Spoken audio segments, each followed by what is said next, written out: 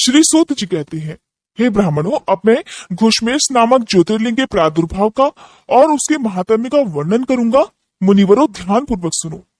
दक्षिण दिशा में एक श्रेष्ठ पर्वत है जिसका नाम देवगिरी है।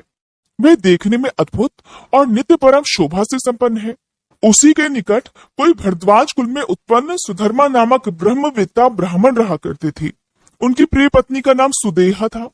वह सदा शिव धर्म के पालन में लीन रहती थी, घर के कामकाज में भी कुशल थी और सदा अपने पति की सेवा में लगी रहती थी। द्विश्रेष्ठ सुधर्मा भी देवताओं और अतिथियों के पूजक थे। वे वेद वर्णित मार्ग पर चलते और नित्य अग्निहोत्र किया करते। तीनों काल की संध्या करने से, अर्थात सुबह, दोपहर और शाम की संध्या पूजा करने से उनकी कांति सूर्य के समान उद्दीप्त थी।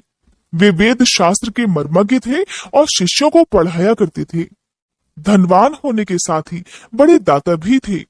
सौजन्य आदि सद्गुणों के भाजन थे। शिव संबंधी पूजन आदि कार्य में सदा लीन रहते।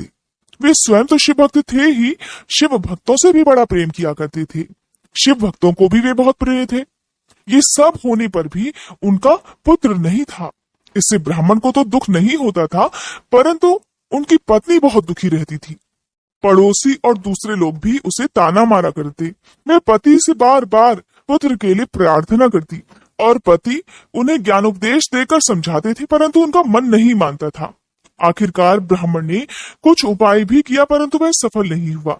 तब ब्राह्मणी ने अत्यंत दुखी होकर बहुत हठ करके अपनी बहन घुश्मा से पति का दूसरा विवाह करा दिया। विवाह से पहले सुधर्मा ने उसे बहुत समझाया कि इस समय तो तुम बहन से प्यार कर रही हो, परंतु जब इसके पुत्र हो जाएगा तब तुम इसी से ईर्ष्या करने लगोगी। तब उसने वचन दिया कि मैं अपनी बहन से कभी भी ईर्ष्या नहीं करूंगी। विवाह हो जाने पर घुश्मा दासी की तरह बड़ी बहन की सेवा करने लगी। सुदेहा भी उसे बहुत प्यार करती थी। घुश्मा अपनी शिवभक्ता बहन की आज्ञा से नित्य 101 पार्थिव शिवलिंग बनाकर विधि पूर्वक पूजा करने लगी। पूजा करके वह निकटवर्ती तालाब में उनका विसर्जन कर देती। शंकर जी की कृपा से उसके एक सुंदर, सौभाग्यवान और सद्गुण संपन्न पुत्र हुआ। घुश्मा का कुछ मान बढ़ा। इससे सुदेहा के मन में अब ईर्ष्या पैदा होने लगी। समय पर उस पुत्र का विवाह हुआ। पुत्र वधू घर में आ गई। अब तो वह और भी जलने लगी। उसकी बुद्धि भ्रष्ट हो गई और एक दिन उसने रात में सोते हुए पुत्र को छुरे से उसके शरीर के टुकड़े टुकड़े करके मार डाला और कटे हुए अंगों को उसी तालाब में ले जाकर डाल दिया जहां घुश्मा प्रतिदिन पार्थिव लिंगों का विसर्जन करती थी। पुत्र के अंगों को उस तालाब में फेंककर वह लौट आई और घर में सुखपूर्वक सो गई। घुश्मा सवेरे उठकर प्रतिदिन का पूजन आदि कर्म करने लगी। श्रेष्ठ ब्राह्मण सुधर्मा स्वयं भी नित्य कर्म में लग गए। इसी समय उनकी ज्येष्ठ पत्नी सुदेहा भी उठी और बड़े आनंद से घर के कामकाज करने लगी। उसने ऐसा दर्शाया मानो कुछ हुआ ही ना हो, क्योंकि उसके हृदय में पहले जो ईर्ष्या की अग्नि जला करती वह अब बुझ गई थी। प्रातःकाल जब बहू ने उठकर पति की शैया को देखा तो वह खून से भीगी हुई दिखाई दी। उस पर शरीर के कुछ टुकड़े भी दिखाई दिए। इससे उसे बड़ा दुख हुआ। उसने अपनी सास घुश्मा के पास जाकर निवेदन किया कि उत्तम व्रत का पालन करने वाली हे माते, आपके पुत्र कहाँ चले गए? उनकी शैया रक्त से भीगी हुई है और उस पर शरीर के कुछ टुकड़े भी दिखाई दे रहे हैं। हाय, मैं मारी गई। किसने ये दुष्कर्म किया होगा? ऐसा कहकर वह बेटे की प्रिय पत्नी तरह तरह से करुण विलाप करती हुई रोने लगी। सुधर्मा की बड़ी पत्नी सुदेहा भी उस समय हाय मैं मारी गई ऐसा कहकर दुख में डूब गई। उसने ऊपर से तो दुख किया, किंतु मन ही मन वह हर्ष से भरी हुई थी। घुश्मा भी उस समय उस वधू के दुख को सुनकर अपने नित्य पार्थिव पूजन के व्रत से विचलित नहीं हुई। उसका मन बेटे को देखने के लिए तनिक भी उत्सुक नहीं हुआ। उसके पति की भी ऐसी ही अवस्था थी। जब तक नित्य नियम पूरा नहीं हुआ तब तक उन्हें दूसरी किसी बात की चिंता नहीं हुई। दोपहर को पूजन समाप्त होने पर घुश्मा ने अपने पुत्र की भयंकर शैया पर दृष्टिपात किया देखा, फिर भी उसके मन में किंचित मात्र दुख नहीं माना। वह सोचने लगी कि जिन्होंने ये बेटा दिया था वे ही इसकी रक्षा करेंगे। वे तो भक्त प्रिय कहलाते हैं, काल के भी काल है और सत्पुरुषों के आश्रय भी है। एकमात्र वे प्रभु सर्वेश्वर शंभु ही हमारे रक्षक हैं। वे माला गूंथने वाले पुरुष की तरह जिन्हें जोड़ते हैं उन्हें अलग भी करते हैं। अब मेरी चिंता करने से भला क्या होगा। इस तत्व का विचार करके उसने शिव जी के भरोसे सब कुछ छोड़कर धैर्य धारण कर लिया और उस समय दुख का अनुभव नहीं किया। वह पहले की तरह पार्थिव शिवलिंगों को लेकर स्वस्थ मन से शिव जी के नामों का उच्चारण करती हुई उस तालाब के किनारे गई। उन पार्थिव लिंगों को तालाब में डालकर जब वह लौटने लगी तो उसे अपना पुत्र उसी तालाब के किनारे खड़ा हुआ दिखाई दे गया। सूत जी कहते हैं, हे ब्राह्मणों, उस समय वहां अपने पुत्र को जीवित देखकर उसकी माता घोषमा को न तो हर्ष हुआ और न ही दुख, बल्कि वह पहले की तरह स्वस्थ बनी रही। इसी समय उस पर संतुष्ट हुए ज्योति स्वरूप महेश्वर शिव शीघ्र ही उसके सामने प्रकट हो गए। शिव जी बोले, हे सुमुखी, मैं तुम पर अत्यंत प्रसन्न हूँ, वर मांगो। तुम्हारी दुष्टा सौत ने इस बच्चे को मार डाला था, इसलिए अब मैं उसे त्रिशूल से मारूंगा। सूत जी कहते हैं, तब घुष्मा ने शिव जी को प्रणाम करके उस समय यह वर मांगा कि हे नाथ, ये सुदेहा तो मेरी ही बड़ी बहन है, इसलिए आपको इसकी रक्षा करनी चाहिए। शिव जी बोले, उसने तो बड़ा भारी अपकार किया, तुम उस पर उपकार क्यों कर रही हो? दुष्ट कर्म करने वाली सुदेहा को तो मार ही डालना चाहिए। घुष्मा ने कहा, हे देव, आपके दर्शन मात्र से पाप कहीं नहीं ठहरता। इस समय आपका दर्शन करके उसका पाप भी भस्म हो जाए। जो अपकार करने वालों पर भी उपकार करता है, उसके दर्शन मात्र से तो पाप बहुत दूर भाग जाता है। प्रभु, ये अद्भुत भगवत वाक्य मैंने सुन रखा है, इसलिए हे सदाशिव, जिसने ऐसा कुकर्म किया है वही करे, मैं ऐसा क्यों करूं? मुझे तो बुरा करने वाले का भी भला ही करना है। सूत जी कहते हैं, घुष्मा के ऐसा कहने पर दया सिंधु भक्त वत्सल महेश्वर और भी प्रसन्न हुए और इस प्रकार बोले कि घुष्मे, तुम कोई और भी वर मांगो, मैं तुम्हारे लिए हितकर वर अवश्य दूंगा, क्योंकि तुम्हारी इस भक्ति से और विकार शून्य स्वभाव से मैं अत्यंत प्रसन्न हूँ। भगवान शिव की बात सुनकर घुष्मा बोली कि प्रभु, यदि आप वर देना चाहते हैं तो लोगों की रक्षा करने के लिए सदा यहाँ निवास कीजिए और मेरे नाम से ही आपकी ख्याति हो। तब महेश्वर शिव ने अत्यंत प्रसन्न होकर कहा, मैं तुम्हारे ही नाम से घुष्मेश्वर कहलाता हुआ सदा यहाँ निवास करूंगा और सबके लिए सुखदायक भी होऊंगा। मेरा शुभ ज्योतिर्लिंग घुष्मेश नाम से प्रसिद्ध हो, ये सरोवर शिवलिंगों का आलय हो जाए और इसीलिए इसकी तीनों लोकों में शिवालय नाम से प्रसिद्ध हो। ये सरोवर सदा दर्शन मात्र से संपूर्ण अभीष्टों को देने वाला हो। सुव्रते, तुम्हारे वंश में होने वाली 101 पीढ़ियों तक ऐसे ही श्रेष्ठ पुत्र उत्पन्न होंगे, इसमें कोई संशय नहीं। वे सबके सब सुंदर स्त्री, उत्तम धन और पूर्ण आयु से संपन्न होंगे, चतुर और विद्वान होंगे, उदार तथा भोग और मोक्ष रूपी फल पाने के उत्तराधिकारी होंगे। 101 पीढ़ियों तक सभी पुत्र गुणों में बड़े चढ़े होंगे। तुम्हारे वंश का ऐसा विस्तार बड़ा शोभादायक होगा। ऐसा कहकर भगवान शिव वहां ज्योतिर्लिंग के रूप में स्थित हो गए। उनकी घुष्मेश नाम से प्रसिद्धि हुई। उस सरोवर का नाम जिसमें वह पार्थिव लिंगों का विसर्जन करती, वह शिवालय हो गया। सुधर्मा, घुष्मा और सुदेहा तीनों ने आकर तत्काल ही उस शिवलिंग की 101 दक्षिणावर्त परिक्रमा की। पूजा करके परस्पर मिलकर मन का मैल दूर करके वे सब वहां बड़े सुख का अनुभव करने लगे। पुत्र को जीवित देखकर सुदेहा बड़ी लज्जित हुई। फिर पति तथा घुष्मा से क्षमा प्रार्थना करके उसने अपने पाप के निवारण के लिए प्रायश्चित किया। मुनीश्वरों, इस प्रकार वह घुष्मेश्वर लिंग प्रकट हुआ। उसका दर्शन और पूजन करने से सदा सुख की वृद्धि होती है। ब्राह्मणों, इस तरह मैंने तुमसे 12 ज्योतिर्लिंगों की महिमा बताई। ये सभी लिंग संपूर्ण कामनाओं के पूरक तथा भोग और मोक्ष देने वाले हैं। जो इन ज्योतिर्लिंगों की कथाओं को पढ़ता है और सुनता है, वह सब पापों से मुक्त हो जाता तथा भोग और मोक्ष को पा लेता है। श्री व्यास जी कहते हैं, सूत जी का ये वचन सुनकर उन मुनीश्वरों ने उनकी भूरी भूरी प्रशंसा करके लोकहित की कामना से इस प्रकार कहा, सूत जी, आप सब जानते हैं, इसलिए हम आपसे पूछते हैं, प्रभु, हरीश्वर लिंग की महिमा का वर्णन कीजिए। तात, हमने पहले से सुन रखा है कि भगवान विष्णु ने शिव जी की आराधना से सुदर्शन चक्र प्राप्त किया था, इसलिए उस कथा पर भी विशेष रूप से प्रकाश डालिए। सूत जी कहने लगे, मुनिवरों, हरीश्वर लिंग की शुभ कथा सुनो। भगवान विष्णु ने पूर्व काल में हरीश्वर शिव से ही सुदर्शन चक्र प्राप्त किया था। एक समय की बात है, दैत्य अत्यंत प्रबल होकर लोगों को पीड़ा देने और धर्म का लोप करने लगे। उन महाबली और पराक्रमी दैत्यों से पीड़ित होकर देवताओं ने देव रक्षक भगवान विष्णु से अपना सारा दुख कह सुनाया।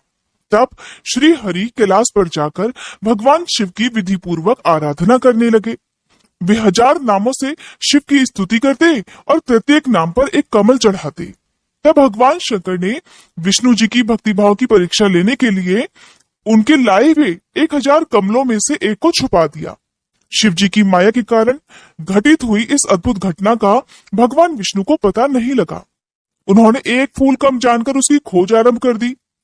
दृढ़ता पूर्वक उत्तम व्रत का पालन करने वाले श्री हरि ने भगवान शिव की प्रसन्नता के लिए उस एक फूल की प्राप्ति के उद्देश्य से सारी पृथ्वी पर भ्रमण कर लिया, परंतु कहीं भी उन्हें वह फूल नहीं मिला। तब विशुद्ध चेता विष्णु जी ने एक फूल की पूर्ति के लिए अपने कमल के समान एक नेत्र को ही निकालकर चढ़ा दिया। ये देखकर सबका दुख दूर करने वाले भगवान शंकर बड़े प्रसन्न हुए और वहीं उनके सामने प्रकट हो गए। प्रकट होकर वे श्री हरि से बोले, हरे, मैं तुम पर बहुत प्रसन्न हूँ। तुम अपनी इच्छा अनुसार वर मांग लो, मैं तुम्हें मनोवांछित वस्तु दूंगा। तुम्हारे लिए मुझे कुछ भी अदेय नहीं है। तब श्री हरि बोले, नाथ, आपके सामने मुझे क्या कहना है? आप तो अंतर्यामी हैं, इसलिए सब कुछ जानते हैं। फिर भी आपके आदेश का गौरव रखने के लिए कहता हूँ। दैत्यों ने सारे जगत को पीड़ित कर रखा है। हे सदाशिव, हम लोगों को सुख नहीं मिलता। स्वामिन, मेरा अपना अस्त्र शस्त्र दैत्यों के वध में काम नहीं आ रहा। हे परमेश्वर, इसलिए मैं आपकी शरण में आया हूँ। श्री सूत जी कहते हैं, श्री विष्णु का यह वचन सुनकर देवाधिदेव महेश्वर ने तेजो राशि में अपना सुदर्शन चक्र उन्हें दे दिया। उसे पाकर भगवान विष्णु ने उन समस्त प्रबल दैत्यों का उस चक्र के द्वारा बिना परिश्रम के ही संहार कर डाला। इससे सारा जगत स्वस्थ हो गया, देवताओं को भी सुख मिला और अपने लिए उस आयुध को पाकर भगवान विष्णु भी अत्यंत प्रसन्न और परम सुखी हो गए। ऋषियों ने पूछा कि शिव जी के वह सहस्त्र नाम कौन कौन से हैं, बताइए, जिनसे संतुष्ट होकर महेश्वर ने श्री हरि को चक्र प्रदान किया था। उन नामों के महात्म्य का भी वर्णन कीजिए। श्री विष्णु के ऊपर शंकर जी की जैसी कृपा हुई थी उसका यथार्थ रूप से प्रतिपादन कीजिए। तब शुद्ध अंतःकरण वाले उन मुनियों की वैसी बात सुनकर सूत जी ने शिव जी के चरणारविंदों का ध्यान करके उनसे भगवान के सहस्त्र नामों का वर्णन प्रारंभ कर दिया।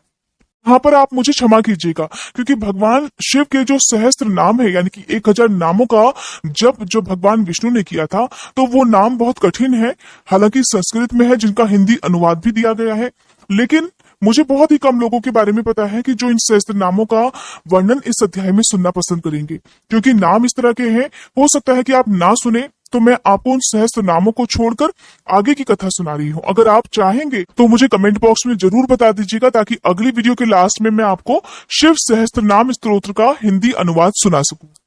इस प्रकार श्री हरि प्रतिदिन सहस्त्र नामों द्वारा भगवान की स्तुति, सहस्त्र कमलों द्वारा उनका पूजन और प्रार्थना किया करती थी, अर्थात 1000 नामों द्वारा उनकी पूजा हर दिन किया करती। एक दिन भगवान शिव की लीला से एक कमल कम हो जाने पर भगवान विष्णु ने अपना कमलोलोक नेत्र ही भगवान को अर्पित कर दिया।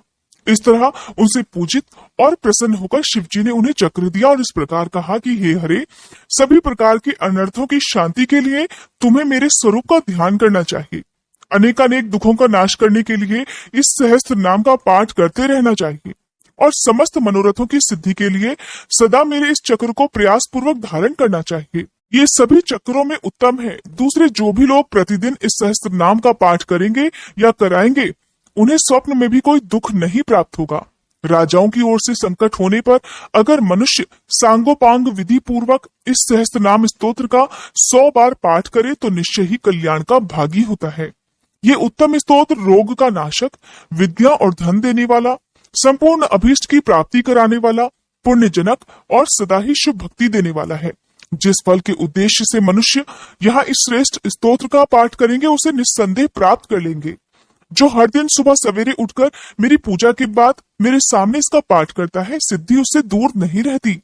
उसे इस लोक में संपूर्ण अभीष्टों को देने वाली सिद्धि पूर्णतया प्राप्त हो जाती है और अंत में वह सायुज मोक्ष का भागी होता है, इसमें कोई संशय नहीं। इस प्रकार इस घोर कलयुग में तपस्या का एकमात्र साधन शिव सहस्त्र नाम है। यदि भगवान शिव को प्रसन्न करना चाहते हैं तो एक बार भी अगर शिव सहस्त्र नाम का सच्चे मन से पाठ कर लिया जाए या सुन लिया जाए तो सभी मनोवांछित वस्तुएं प्राप्त हो जाती हैं। सतयुग के समय या बाकी अन्य युगों में तब इतनी सच्ची तपस्या की जाती थी, इतनी कठिन तपस्या की जाती थी, कई कई वर्षों तक जो भक्त थे, जो महर्षि थे, वो कठिन तपस्या किया करते थे, तब कहीं जाकर भगवान उन पर प्रसन्न होते थे। इस घोर कलयुग में इतनी व्यवस्था के बाद यदि किसी के पास समय हो तो उन्हें शिव सहस्त्र नाम का सच्चे मन से, शांत और स्थिर मन से पठन या श्रवण अवश्य करना चाहिए। श्री सूत जी कहते हैं, मुनीश्वरों, ऐसा कहकर सर्वदेवेश्वर भगवान रुद्र श्री हरि के अंग का स्पर्श किए और उनके देखते ही देखते अंतर ध्यान हो गए। भगवान विष्णु भी शंकर जी के वचन और उस शुभ चक्र को पा जाने से मन ही मन बड़े प्रसन्न हुए। फिर वे प्रतिदिन शंभु के ध्यान पूर्वक इस स्तोत्र का पाठ करने लगे। उन्होंने अपने भक्तों को भी सदा इसका उपदेश दिया। तुम्हारे प्रश्न के अनुसार मैंने ये प्रसंग सुनाया जो श्रोताओं के पाप को हर लेने वाला है। अब और क्या सुनना चाहते हो?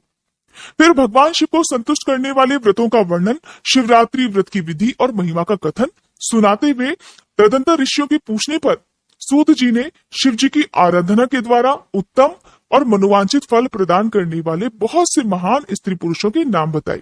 इसके बाद ऋषियों ने फिर पूछा, हे व्यास शिष्य, किस व्रत से संतुष्ट होकर भगवान शिव उत्तम सुख प्रदान करते हैं? जिस व्रत के अनुष्ठान से भक्तजनों को भोग और मोक्ष की प्राप्ति हो सके उसका आप विशेष रूप से वर्णन कीजिए। श्री सूत जी ने कहा, हे महर्षियों, तुमने जो कुछ भी पूछा है वही बात किसी समय ब्रह्मा, विष्णु और पार्वती जी ने भगवान शिव से पूछी थी। इसके उत्तर में शिव जी ने जो कुछ भी कहा वही मैं तुम लोगों को बता रहा हूँ, ध्यानपूर्वक सुनो। भगवान शिव ने कहा था, मेरे बहुत से व्रत हैं जो भोग और मोक्ष प्रदान करने वाले हैं। उनमें मुख्य 10 व्रत हैं जिन्हें जाबाल श्रुति के विद्वान 10 शैव व्रत कहते हैं। द्विजों को सदा यत्न पूर्वक इन व्रतों का पालन करना चाहिए। हरे प्रत्येक अष्टमी को केवल रात में ही भोजन करें। विशेषतः कृष्ण पक्ष की अष्टमी को भोजन का सर्वथा त्याग कर दें। शुक्ल पक्ष की एकादशी को भी भोजन छोड़ दें, किंतु कृष्ण पक्ष की एकादशी को रात में मेरा पूजन करने के बाद भोजन किया जा सकता है। शुक्ल पक्ष की त्रयोदशी को रात में भोजन करना चाहिए, परंतु कृष्ण पक्ष की चतुर्दशी को शिव व्रतधारी पुरुषों के लिए भोजन का सर्वथा निषेध है। दोनों पक्षों में प्रत्येक सोमवार को प्रयत्न पूर्वक केवल रात में ही भोजन करना चाहिए, अर्थात एक समय ही भोजन करना चाहिए। शिव जी के व्रत में तत्पर रहने वाले लोगों के लिए ये अनिवार्य नियम है। इन सभी व्रतों में व्रत की पूर्ति के लिए अपनी शक्ति के अनुसार शिव भक्त ब्राह्मणों को भोजन कराना चाहिए। द्विजों को इन सब व्रतों का नियम पूर्वक पालन करना चाहिए। जो द्विज इनका त्याग करते हैं वे चोर होते हैं। मुक्ति मार्ग में प्रवीण पुरुषों को मोक्ष की प्राप्ति कराने वाले 4 व्रतों का नियम पूर्वक पालन करना चाहिए। ये 4 व्रत इस प्रकार हैं: भगवान शिव की पूजा, रुद्र मंत्रों का जप, शिव मंदिर में उपवास और काशी में मरण। ये मोक्ष के सनातन मार्ग हैं। सोमवार की अष्टमी और कृष्ण पक्ष की चतुर्दशी, इन 2 तिथियों को उपवास पूर्वक व्रत रखा जाए तो वह भगवान शिव को संतुष्ट करने वाला होता है और इसमें कोई संशय नहीं। हरे, इन चारों में भी शिवरात्रि का व्रत ही सबसे अधिक बलवान है। इसलिए भोग और मोक्ष रूपी फल की इच्छा रखने वाले लोगों को मुख्यतः उसी का पालन करना चाहिए। इस व्रत को छोड़कर दूसरा कोई भी मनुष्यों के लिए व्रत हितकारी ही नहीं।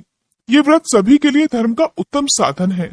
निष्काम अथवा सकाम भाव रखने वाले सभी मनुष्यों, वर्णों, आश्रमों, स्त्रियों, बालकों, दासों, दासियों तथा देवता आदि सभी देहधारियों के लिए यह श्रेष्ठ व्रत हितकारक बताया गया है।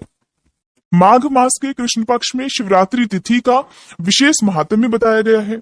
जिस दिन आधी रात के समय तक वह तिथि विद्यमान हो उसी दिन उसे व्रत के लिए ग्रहण करना चाहिए।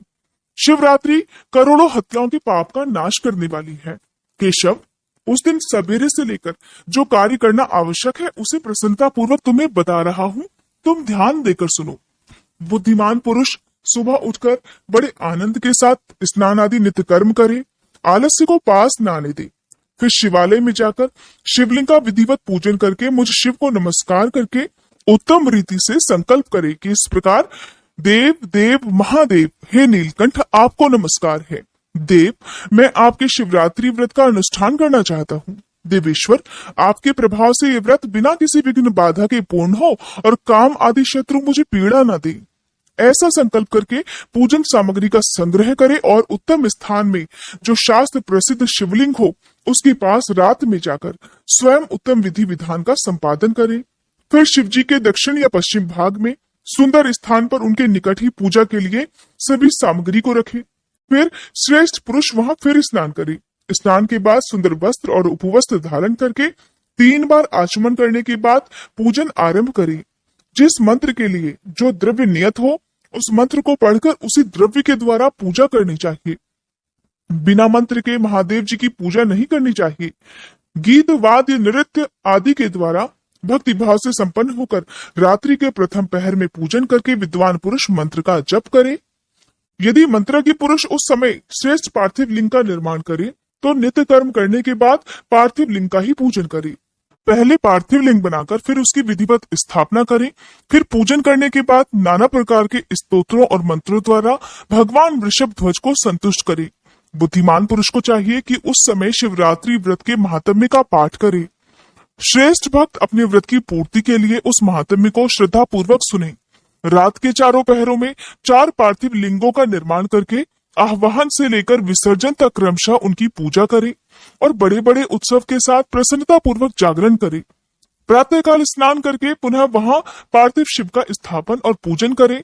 इस तरह व्रत को पूरा करके हाथ जोड़कर मस्तक झुकाकर बारंबार नमस्कार पूर्वक भगवान शंभु से इस प्रकार प्रार्थना करे कि हे महादेव, आपकी आज्ञा से मैंने जो व्रत ग्रहण किया था, हे स्वामिन, वह परम उत्तम व्रत पूर्ण हो गया, अतः अब उसका विसर्जन करता हूँ।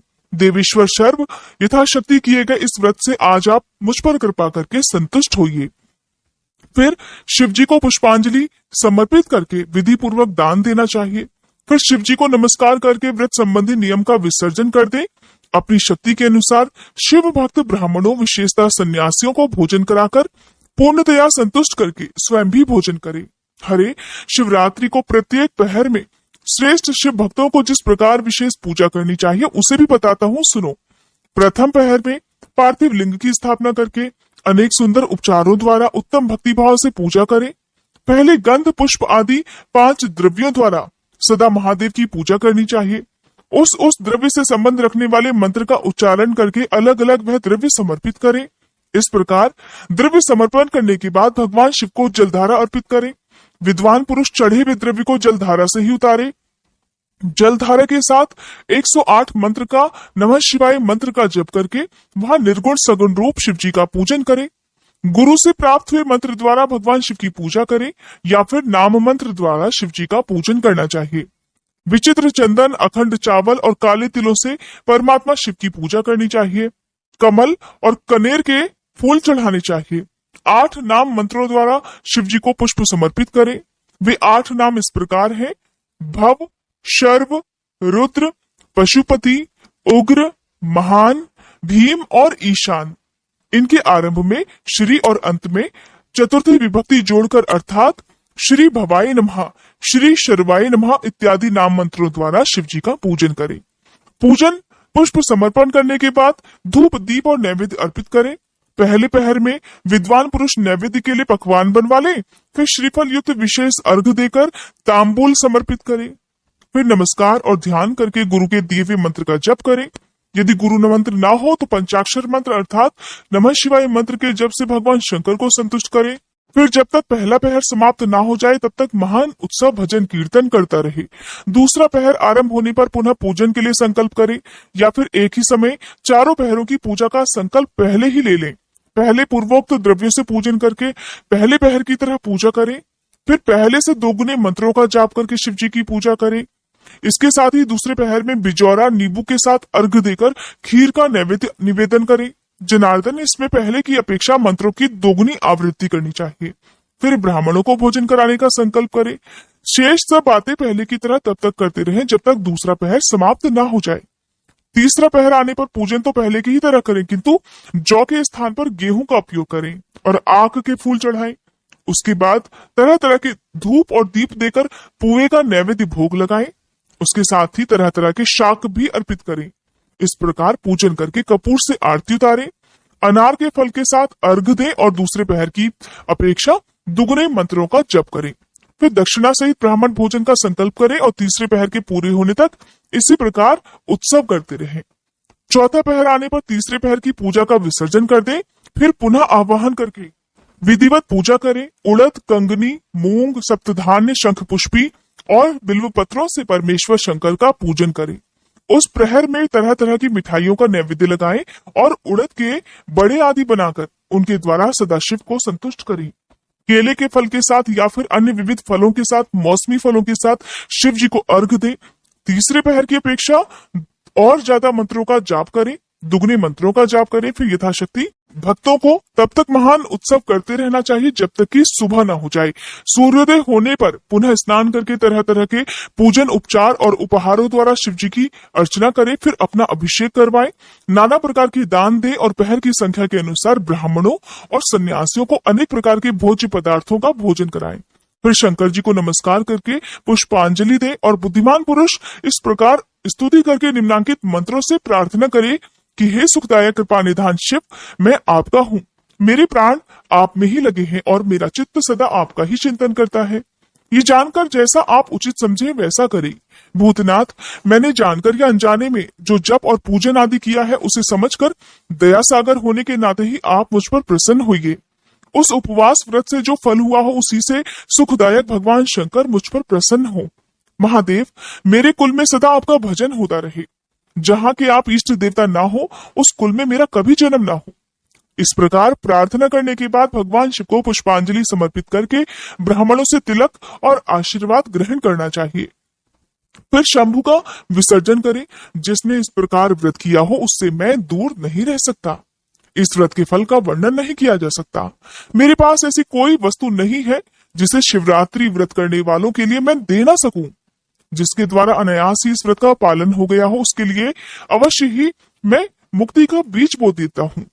मनुष्यों का प्रतिमास भक्ति पूर्वक शिवरात्रि व्रत करने पर मैं उन्हें संतुष्टि प्रदान करता हूँ।